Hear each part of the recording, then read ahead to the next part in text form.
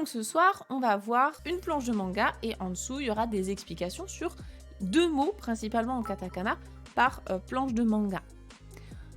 Je vais vous aider vraiment à décortiquer phrase après phrase. Donc si vous avez la moindre question, vous pouvez me la poser dans le chat. Si vous regardez en replay sur YouTube, vous pouvez nous demander ça dans les commentaires. Et puis, écoutez, c'est parti. Je vais partager mon écran avec vous. Et donc, on va voir une planche avec 2 mots en katakana. Alors, je vais essayer de cacher, je crois que je peux pas vraiment cacher le tout premier, mais c'est pas grave. Vous allez bosser les katakana avec moi. Voilà, le premier mot, et je vous ferai deviner le deuxième. Mais déjà, le premier mot en katakana de ce soir, c'est celui-là. Ce qui est cool, c'est que c'est le même mot en anglais et en français. Donc là, tout le monde doit comprendre ce mot. C'est obligé. On va le lire maintenant en katakana. Vous regardez à droite ici, ce qui est écrit sur un fond rouge, là, rouge-rose. Ça, je sais que c'est vos katakana préférés, hein, le shi et le n. Les deux partent du bas et ils remontent. Regardez bien, imaginez si on les avait tracés avec un pinceau en calligraphie. On voit qu'on a fait le premier impact, on va dire, du pinceau, il part de là. Et il remonte, plus ça remonte et plus le pinceau s'éloigne du papier, donc plus c'est fin. Donc on voit que ça remonte. Le moyen mémotechnique que je vous donne, il est un peu cru, mais il fonctionne. Sa bouche remonte, elle en chie pour remonter. Ça c'est galère, elle n'y arrive pas. Elle en chie pour remonter, donc c'est bien le chi. Et si c'était le tsu, peut-être qu'on en croisera tout à l'heure, hein, celui qui descend, la bouche, elle va en dessous.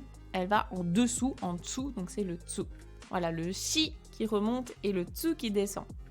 Et maintenant, avec un seul œil, c'est celui qui va au nord, c'est le n, et celui qui va au sud, south en anglais, c'est le so. Donc là, on voit bien que la bouche, c'est pareil, elle remonte, donc elle va au nord. Donc shi, n, pu, le fu avec tenten, avec maru, pardon, pu, le simpuru. Donc simpuru, c'est simple en anglais, donc simple en français. Je vous rappelle que les Japonais ne peuvent pas prononcer le son si. Si vous appelez Cyril, c'est bien Shiriru. Donc si simple devient shimpuru en japonais. Et encore une fois, je vous rappelle aussi que le R et le L, c'est la même lettre en japonais. Donc le pour le. Shimpuru. C'est un mot qui est extrêmement utilisé en japonais. Bien sûr qu'ils ont un mot japonais pour dire simple. On va le voir juste après, d'ailleurs, on va le découvrir. Et c'est quand même un mot anglais de base, mais que les Japonais utilisent beaucoup. Notamment, les jeunes Japonais, c'est un petit peu comme en France ou même dans d'autres langues. On a de plus en plus d'anglicismes qui se glissent partout dans notre quotidien. Et les Japonais ne font pas exception. Les jeunes Japonais utilisent beaucoup de mots qui viennent de l'anglais. Je dis les jeunes parce que forcément les personnes un peu plus âgées, elles ont leurs habitudes de langage qui est plus 100% japonais, un petit peu comme les personnes âgées en France. Je pense que les moins de 30 ans utilisent beaucoup plus de mots anglais que les plus de 60 ans. Alors, shimpuru, donc ça c'est le premier mot. Maintenant le deuxième mot, je vous le montre, c'est celui qui est en vert. Hop, je vous cache la traduction. Essayez de le lire, c'est ça le mot. Donc déjà, les katakana, qu'est-ce que c'est ici? Aurélie, si tu peux le lire à voix haute. J'ai toi aussi. Je l'embête parce que hier, on a rigolé avec ce mot. Ouais, c'est ça. Bien vu. Donc on a i. Celui-là, vous le reconnaissez, on l'a vu juste au-dessus. C'est le n. Il remonte. Là, c'est le même pu que juste au-dessus. Ici, attention, la bouche, elle descend, mais il est plus petit. Donc c'est un tsu, d'accord? Mais plus petit, ça veut dire que on ne le prononce pas. On va doubler ce qu'il y a après. Et ce qu'il y a après, c'est un to. Donc imputo. Comme si vous aviez le hockey. Imputo. On fait une petite pause. Imputo. Input, ça vient donc de l'anglais, input. C'est peut-être un mot que vous connaissez en français. Mine de rien, dans tout ce qui est un peu informatique, tout ça, des fois on l'utilise. Si jamais vous ne savez pas ce que c'est, eh bien, on va pouvoir le découvrir. On va lire ensemble l'explication. Donc qu'est-ce que c'est que ce document qu'on utilise? C'est un extrait d'un livre qui est de base à destination plutôt des collégiens, des jeunes japonais, pour leur permettre d'étoffer leur vocabulaire. Donc là, en l'occurrence, les katakana go, ce sont des mots de vocabulaire en katakana, donc qui viennent de l'étranger.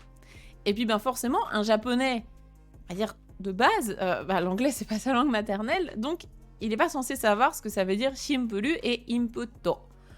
Donc pour ça, eh bien, on va avoir les explications ici. Les explications, on les lira tout à l'heure. On va déjà commencer par la mise en contexte, qui est cette petite planche de manga. Donc c'est ça qui est chouette, c'est qu'on va apprendre des mots de vocabulaire directement en contexte. Alors vous voyez ici, ça se passe avec des lycéens ou des collégiens qui discutent. Et donc, hop, je zoome pour que vous puissiez voir avec moi. On va lire ensemble déjà cette première bulle. Donc, je ne vous fais pas l'affront de vous dire qu'un manga, on commence en haut à droite, hein, et puis on va comme ça, de droite à gauche. Du coup, je vous l'ai dit. Je ne vous fais pas l'affront de le dire, mais je le dis quand même. Juste au cas où il y en a un dans l'assistance qui ne sache pas l'ordre d'un manga, ça peut arriver. Allez, on commence par cette bulle en haut à droite. Essayez de le lire avec moi. Uchi de. Là, on révise les kanji pour ceux qui les connaissent déjà, ceux qui sont dans le N4. Benkyou kai shi yo. Uchi de benkyou kai shi yo. Je suis sûre que il y a des élèves ici qui savent ce que ça veut dire. Ceux qui sont dans le N4, vous savez. Ceux qui sont encore au niveau N5 grand débutant, vous devez reconnaître au moins le début de la phrase. Au moins le début de la phrase. Effectivement, uchi c'est la maison, hein, c'est chez soi, chez moi, à la maison. De, c'est la particule de lieu dans lequel on va faire une action. Benkyo, ouais, c'est ça. Benkyo, ce sont les études. Et kai, si vous connaissez déjà ce kanji, c'est le kanji du verbe se rencontrer. Au, aimasu. Donc là, c'est sa lecture on, quand il est placé dans un mot avec d'autres kanji, sa lecture ce sera kai. Et donc benkyo kai, hein, c'est littéralement une rencontre où on fait des études. En fait, c'est une session d'études, hein, un meeting d'études, un benkyo kai. C'est aller étudier ensemble, se réunir pour étudier. Et shiyo, c'est le verbe suru shimasu. Normalement, vous apprendrez plutôt la version avec un allongement, un shiyo, pour dire faisons ça. C'est shimashou à la forme familière, shiyo. Et là, du coup, il a été raccourci parce que c'est à l'oral, on peut se le permettre. Donc, uchi de benkyou kai shiyo. Elle dit faisons une benkyou kai, hein, une session d'études à la maison, donc chez moi. Faisons ça. Et sa deuxième phrase, peut-être que vous allez la comprendre également, c'est du vocabulaire, je pense que vous connaissez si vous avez l'habitude peut-être de regarder des animés ou quoi. Qu'est-ce qu'elle dit? Elle dit onegai, onegai, tasukeru to omotte. Onegai. Bon, onegai, normalement, vous connaissez. Hein. Onegai shimasu. Onegai. S'il te plaît, s'il te plaît. Donc, quand on enlève le shimasu, hein, c'est pas très poli. Hein. Onegai, s'il te plaît. Please. Et tasukeru. Tasukeru, qu'est-ce que ça veut dire ce verbe? Tasukeru, c'est aider, secourir. Hein. Vraiment, c'est très fort. C'est venir en aide. C'est limite, c'est sauver la vie, quoi. C'est vraiment secourir. To omotte. Omotte. Donc en gros, elle lui dit pense, vois ça comme si tu allais me secourir, quoi, vraiment. Pense que tu vas me secourir, s'il te plaît. Vraiment, elle a l'air d'être un peu en galère. Donc je pense qu'elle a besoin d'aide pour étudier avec quelqu'un qui est peut-être meilleur qu'elle en cours ou quoi. Et donc sa fille, la fille à côté, sa copine, la fille aux cheveux gris, qu'est-ce qu'elle répond? Déjà ici, on a un tout petit mot qui est glissé. Donc, je ne sais pas si vous arrivez à reconnaître les kanas. Ici, ils sont écrits à la main. C'est un petit peu plus dur à lire peut-être. C'est i, kedo. I, kedo. I, kedo. Donc, i, ça veut dire ok, c'est bien. Donc là, elle donne son accord. Hein. Oui, ça me va, c'est ok.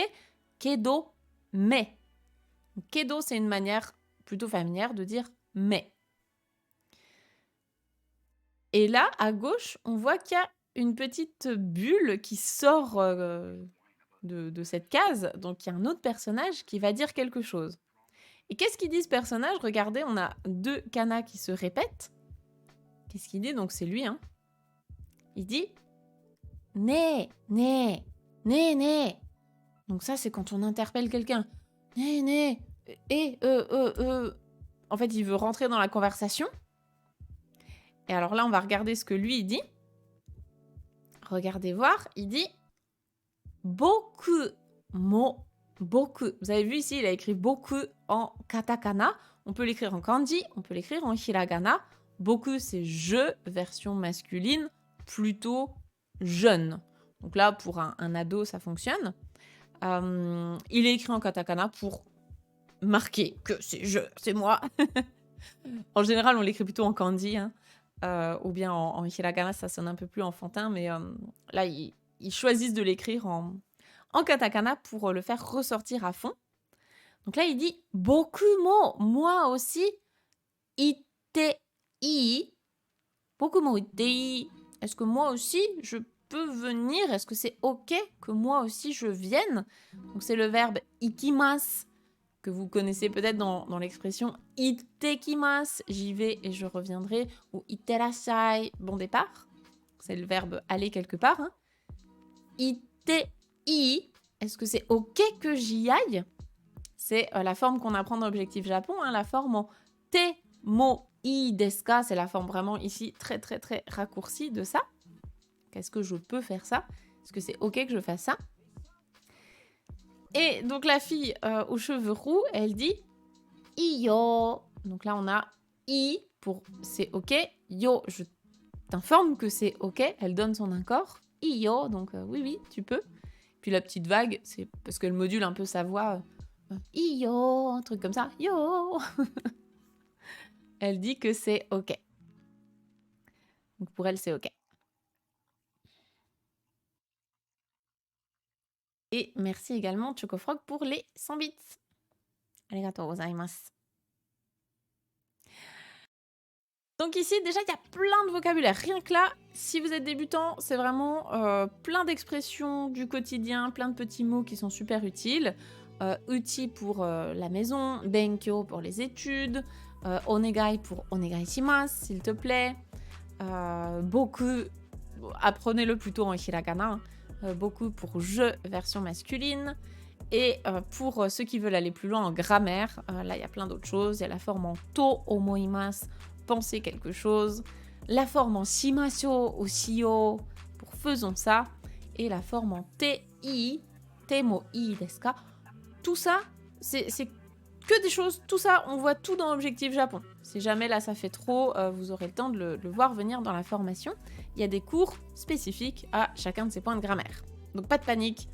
Si là ça vous semble un peu oh là il y en a partout, c'est pas grave, vous reprendrez ça tranquillement quand vous vous laisserez emmener pas à pas dans la formation. Alors je continue et puis après je regarderai s'il y avait des questions. On continue avec les 2 cases suivantes. Là on arrive donc le jour de la Benkyo-kai. On a donc les 2 personnages qui disent, très simple, hein, je vous laisse le dire quand même. Konnichiwa. Oui, konnichiwa. Donc bien sûr, hein, konnichiwa. Je vous rappelle que le wa de konnichiwa, c'est bien la particule de thème. C'est wa, donc ha, mais il se prononce bien wa. Et ici, c'est un allongement, ce qui n'existe pas normalement, on est d'accord. Hein, dans un japonais classique, vous n'aurez pas d'allongement comme ça, surtout après un mot en hiragana. Mais là, on est dans un manga, on est dans un dialogue, donc on peut se permettre de tirer un trait pour allonger, pour faire konnichiwa, bonjour. Ça fonctionne parce qu'on est dans un manga. Ensuite, on a le personnage roux qui dit donc... Allez, 3 petits katakana. Celui-là, on l'a révisé tout à l'heure, on l'a vu.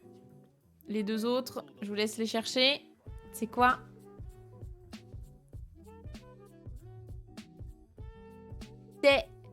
Testo. Testo. Un test, effectivement. Testo. Un test. Donc, testo benkyo. Le même benkyo que tout à l'heure, les études. Testo benkyo te sa. Petit tsu. Te sa. Allongement. Testo benkyo te sa. Alors, un petit tsu avec un T suivi de quelque chose. Enfin, plutôt, quand on a un petit tsu avec un T qui suit un mot, c'est pour citer ce mot-là. C'est un peu bizarre. C'est comme si vous aviez des guillemets un peu en français. Donc, révision, enfin, des études pour des examens, en fait, pour des tests. Ça, donc un truc comme ça, enfin vraiment, étudier pour les examens, c'est... ça se traduit pas vraiment, hein, ça. En gros, elle donne le thème. C'est bon, bah, on va étudier pour les tests, mais... Doko kara yareba ii ka wakannai n da yo ne. Donc là, c'est tout en hiragana. C'est un super exercice pour réviser vos kanas, si vous venez de les apprendre. Doko kara yareba ii ka wakannai n da yo ne. Donc, doko kara, à partir d'où? Doko, c'est le mot interrogatif où. Kara, c'est le point de départ. Comme quand vous dites Furansu kara kimashita, je viens de France. Hein, c'est la provenance, la France. Donc, doko kara, à partir d'où? Yareba ii ka. Ça, c'est une forme un tout petit peu plus avancée. On est plus sur du N4 en termes de grammaire. Donc, yareba ii ka. En gros, ici, c'est pour dire à partir d'où est-ce qu'il faut faire. Enfin, par contre, il faut commencer. En gros, wakannai. Donc, ça, c'est wakaranai. Wakarimasen, forme polie. Wakannai. C'est vraiment, je sais rien, quoi. Je sais pas. C'est vraiment le je sais pas français. C'est très, très contracté. Wakannai da yo ne. Donc, je sais pas, moi. Je sais pas par où faut commencer, en fait. J'en ai aucune idée. C'est vraiment... elle est un petit peu paumée, quoi. Pour ses révisions d'examen. Et donc, le garçon, lui, il dit... Vous arrivez à reconnaître ce hiragana, là, qui a une forme un peu bizarre ici? C'est quoi? Il dit quoi? Il dit... So. C'est un so avec un E. So, E, so, E. Donc, so, so. Ça a des allongements. So, so. C'est vraiment pour dire ouais. Ouais. So. Alors, est-ce que j'ai loupé des questions peut-être? Mais c'est bien, je vois que vous êtes au taquet, ça fait plaisir. Vous révisez vos katakanas, très bien. Alors, wakaranai, wakannai. Wakannai. Je pense que tu entends wakanai, mais c'est bien wakannai. Il y a un petit wakannai. C'est le là, en fait, à l'oral qui est vraiment mangé. Wakannai. Je sais pas. J'en sais rien. Donc, so, ouais. Effectivement. Je sais pas par où faut commencer, quoi.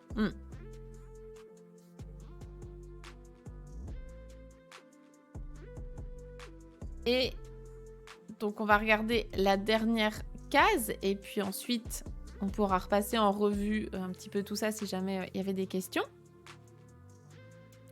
Et donc là, la fille, elle va justement utiliser nos deux mots. Vous vous rappelez, on avait shimpuru et on a inputto. Donc, on va voir comment elle les utilise. Donc, dans la première case, elle dit « Muzukashiku kangaenai de shimpuru ni yareba ii dake da yo ». Muzukashiku. Est-ce que vous reconnaissez peut-être un adjectif ici? Normalement, vous avez probablement déjà entendu « Muzukashii ». Muzukashi. Qu'est-ce que ça veut dire muzukashi? So, difficile. Difficile. Muzukashi. Ici, c'est pas muzukashi i, donc ça ce sera un adjectif. Là, c'est muzukashi ku. Quand un adjectif en i, on lui a enlevé le i, on a rajouté un que à la place, c'est pour le transformer en adverbe. Donc ça veut dire, au lieu de difficile, c'est difficilement. Difficilement, de manière difficile. Muzukashiku kangaenai de. C'est quoi le verbe ici? Kangaenai de. Est-ce que quelqu'un connaît le verbe? Kangaenai de, il est à quelle forme? Et c'est quel verbe?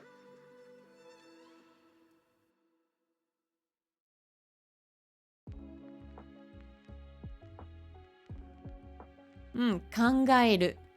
Kangaeru, kangaemasu, qui veut dire réfléchir.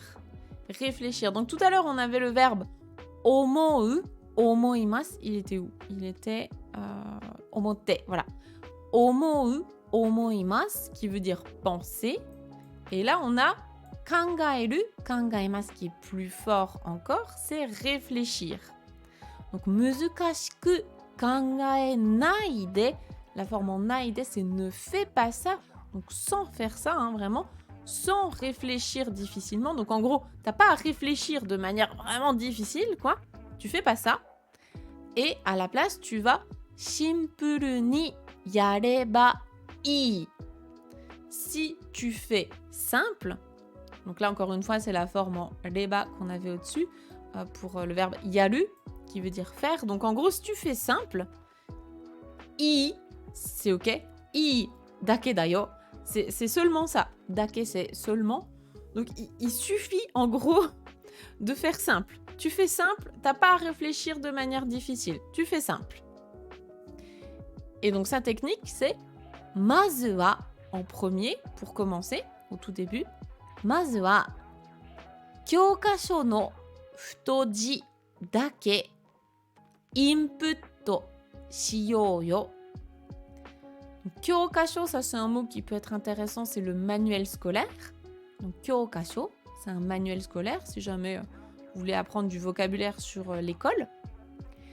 Et futoji, si vous connaissez les kanji, c'est super simple. Futo, ça vient de l'adjectif futoi, qui veut dire gros ou épais. Et ji, c'est le ji de kanji, c'est un caractère. Donc futoji, c'est tout simplement les caractères écrits en gros, hein, tout ce qui est écrit en gras, en gros. Dake, seulement. Donc seulement les caractères en gras du manuel scolaire.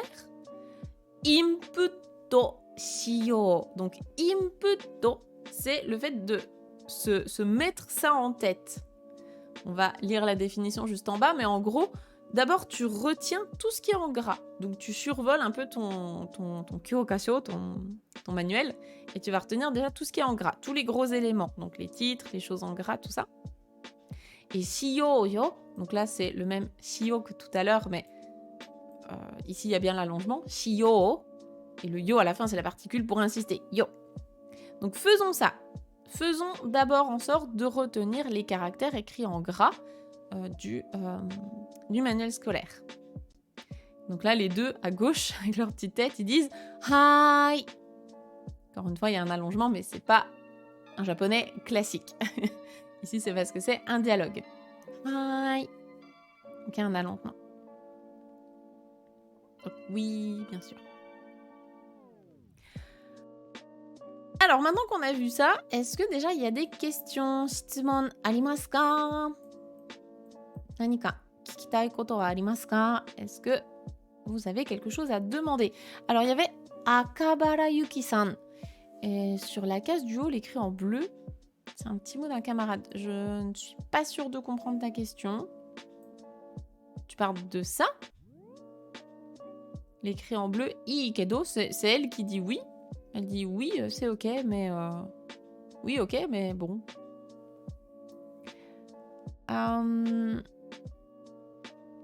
Est-ce qu'il y avait d'autres questions? Je remonte un peu.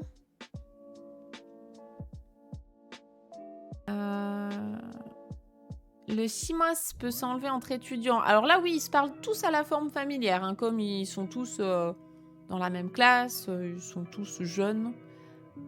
Ils se parlent comme en français, en fait, où on se tutoierait. entre jeunes. Est-ce qu'il y avait d'autres questions? Ça marche, Yannick. Bon, replay à toi. Et puis, bienvenue également. Il y a Travel qui nous a rejoint entre-temps. Bienvenue à toi. Alors, il y a Manureva qui demande, je ne comprends pas.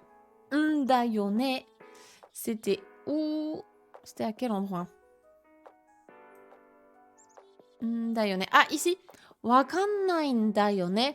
C'est la forme en ndes qu'on voit un peu tout le temps, qui est dans la formation GLPT4 pour insister sur tes propos.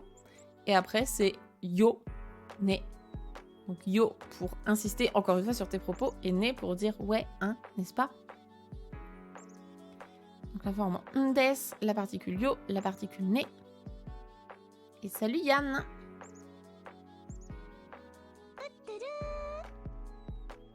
Bienvenue à toi.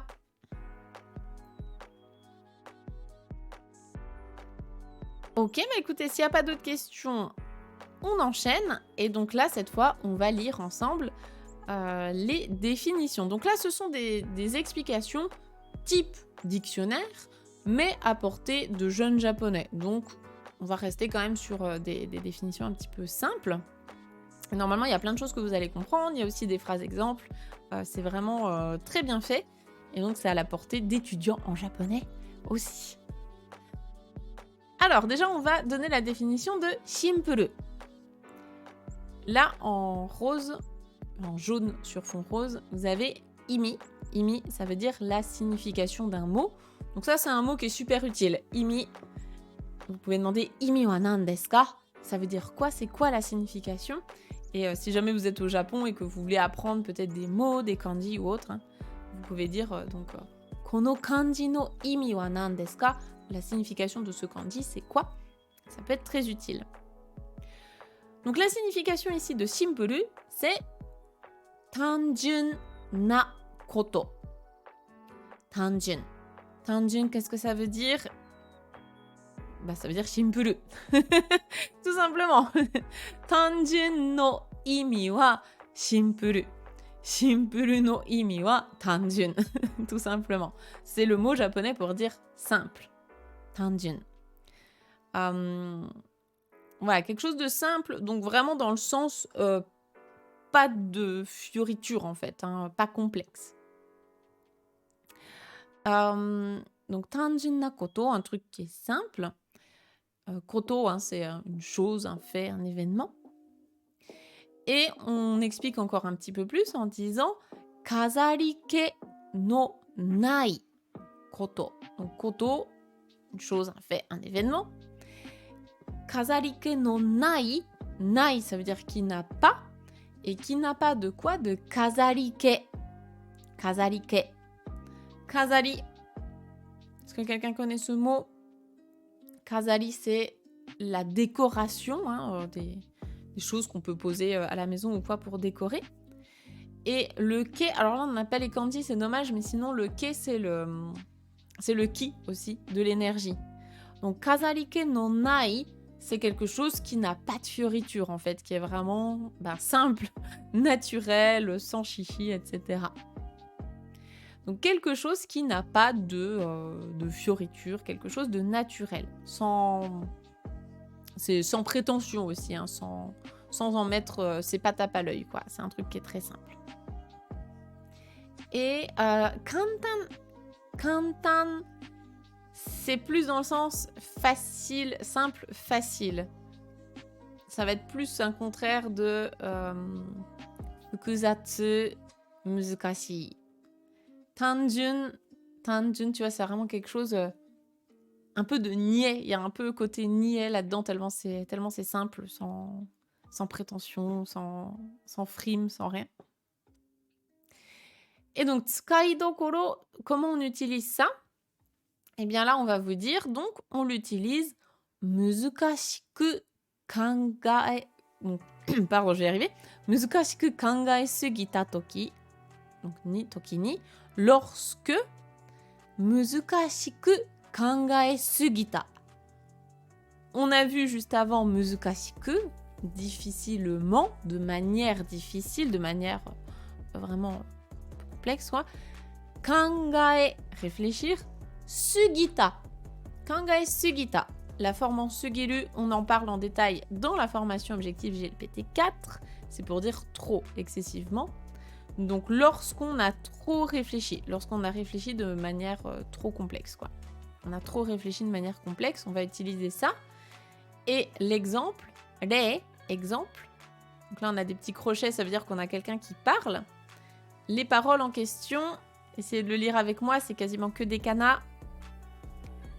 Iroiro kangae nai de simpuru ni ichiban yaritai koto kara hajime na yo.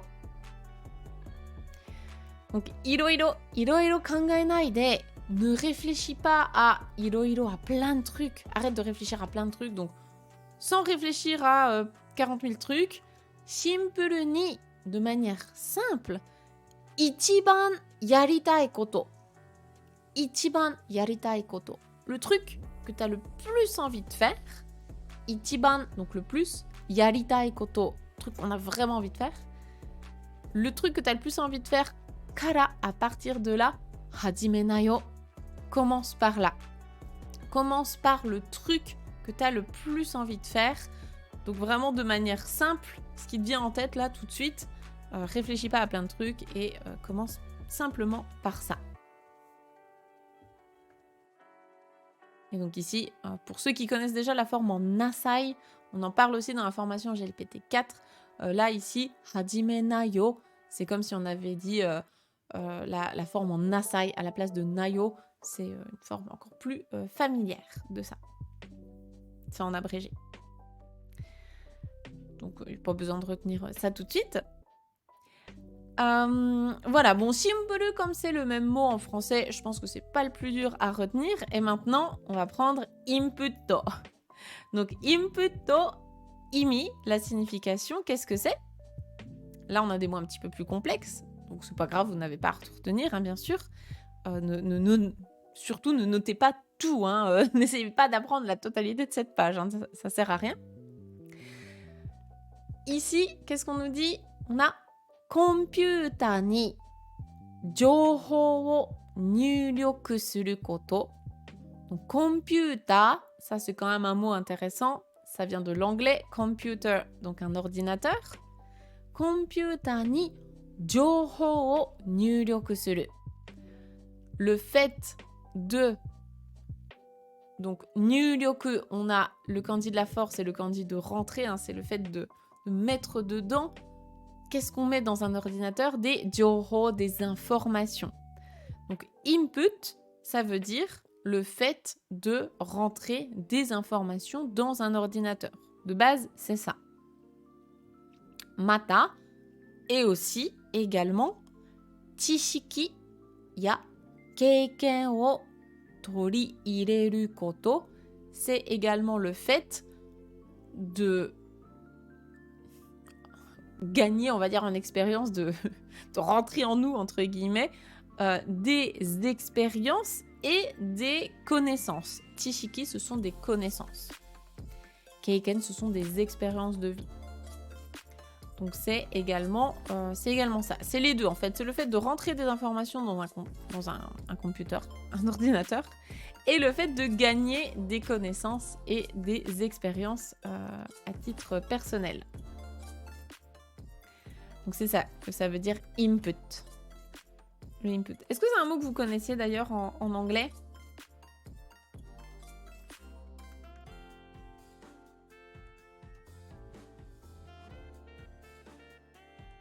Est-ce que c'est un mot que vous utilisez? Parce que moi, input et output, moi je l'utilise aussi pas mal pour tout ce qui est justement dans l'apprentissage du japonais. On va essayer d'avoir beaucoup d'input. Donc quand on s'entoure de japonais, si on apprend le japonais, on va avoir plein de musique, de séries, de films, etc. en japonais. On va s'immerger là-dedans. Donc tout ça, c'est du input. Et l'output, c'est vous-même qui parlez et écrivez en japonais. C'est quand vous êtes actif. Et input, c'est plus quand on est passif, quand vraiment on s'immerge dans le japonais.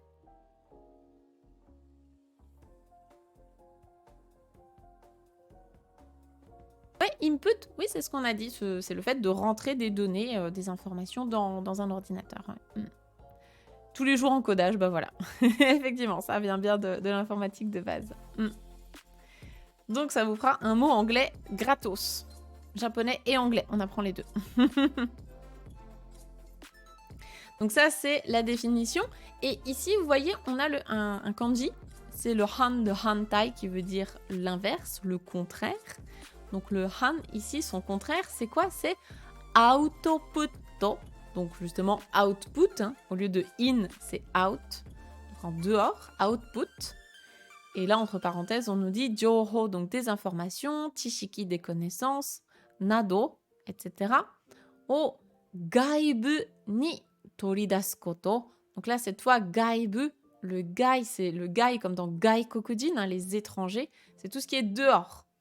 Donc c'est le fait de sortir des informations, des connaissances, etc. Le fait de les ressortir. Donc ce qu'on a dit avec input et output. On rentre des infos d'un côté et on en ressort de l'autre.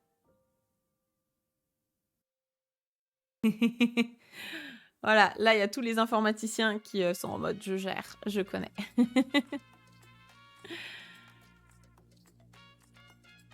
C'est ça. Et coucou Marion. Donc input et output. Ça vous fait des mots anglais en plus du japonais. C'est cadeau. Et donc tsukai dokoro, comment on utilise ce petit mot? Eh bien, chishiki ya keiken wo minitsuketai toki ni, lorsque on veut, donc chishiki encore une fois des connaissances, keiken des expériences, o minitsuketai, ça veut dire quand on veut acquérir en fait, quand on veut acquérir des nouvelles connaissances ou des nouvelles expériences, on va l'utiliser. C'est vraiment quand on veut élargir son champ de connaissances. Donc bah, comme vous en ce moment, hein, vous faites du input en japonais, c'est bien, c'est parfait. Et donc, les exemples. Kyokasho o yoku yonde jikken no tejun o inputto shite oko. Alors là, il y a du mot un petit peu plus compliqué. Vous n'allez pas retenir tout ça. Kyokasho o yoku yonde. Lisez bien le kyokasho, donc le manuel scolaire. Lisez bien le manuel scolaire. Et jikken no tejun. Ça, franchement, il n'y a pas besoin que vous reteniez ça. Ça, c'est la procédure, la manière de faire quelque chose. Et donc, jikken, ici, ça va être justement une expérience ou un truc, je sais pas, on est peut-être dans un cours de sciences, par exemple, cours de chimie ou quoi. Donc, lisez bien donc, le manuel scolaire et puis ensuite, essayez de retenir la procédure pour l'expérience, l'expérimentation, tout ça. Donc, c'est la phrase exemple. Hein. On s'en fiche un peu. Sauf si vous avez prévu d'aller faire des sciences ou quoi au Japon ou que vous voulez vraiment élargir votre vocabulaire, mais je pense pas que vous en ayez un besoin tout de suite.